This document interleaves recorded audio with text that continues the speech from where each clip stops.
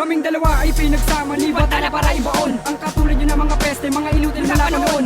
Pulubing matatawag ang salat sa kaalaman, di ko nga malaman kung bakit ako pinarataran. Kaming dalawa ay pinagsama ni Batala para ibaon ang katulad nyo ng mga peste, mga inutil na panahon. Pulubing matatawag ang salat sa kaalaman, di ko nga malaman kung bakit ako pinarataran. Pambungad kong birada para sa iyo, makinig ka, ambisyosong bata na mahilig lang laging makinig sa akala niya'y kakayahan, isa palang katangahan. Ayan tuloy na pag-iwanan na at napaglamangan. Tunay to, hindi to daya gaya ng inaakala. Di ako kumando o bahala, bakit ka namutla? Kinabahan ka ba, natakot na ako ay magwala? Sa gagawa ng pangit na tula, ako aapula. Lilikha ng ingay na manunuot sa iyong isipan, gagawa ng katagang hindi mo na malilimutan. Ang solidong bara sentro ng pagiging popular, parang mayon sa pagbuga na may kasama pang lahat. Nakakapasok at naglalagablab ang nagtatalsikan. Letra nagmula sa akin, paano nyo ko pipigilan? Paano nyo ko hahatulan kung nasa akin ang batas? At kalahati ng Pinas nagdiwang sa akin Kaming dalawa ay pinamalas. pinagsama ni Batala para ibaon ang katulad nyo ng mga peste, mga inutil na panahon.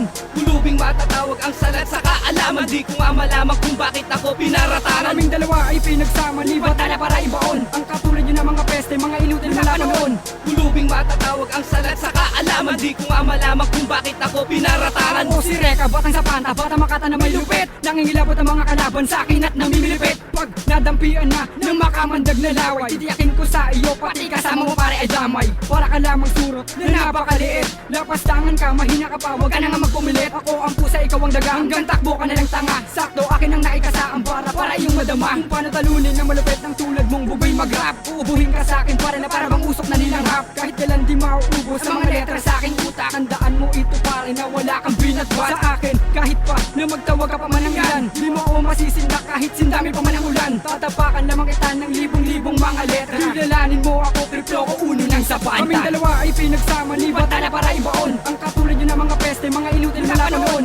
Pulubing matatawag ang salat sa kaalaman, di ko nga malaman kung bakit ako pinarataran. Kaming dalawa ay pinagsama ni Batala para ibaon ang katulad nyo ng mga peste, mga inutil na panahon.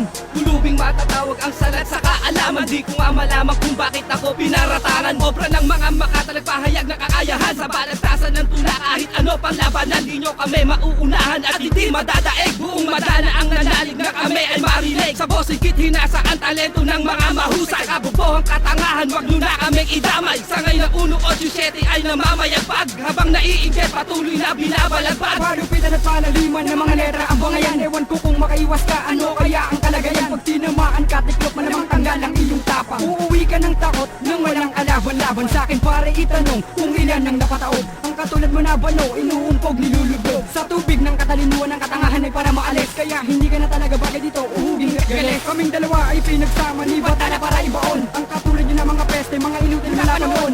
Pulubing matatawag ang salat sa kaalaman, di ko nga malaman kung bakit ako pinarataran. Kaming dalawa ay pinagsama ni Batala para ibaon ang katulad nyo ng mga peste, mga inutil na panahon. Pulubing matatawag ang salat sa kaalaman, di ko nga malaman kung bakit ako pinarataran. Kaming dalawa ay pinagsama ni Batala para ibaon ang katulad nyo ng mga peste, mga inutil na panahon.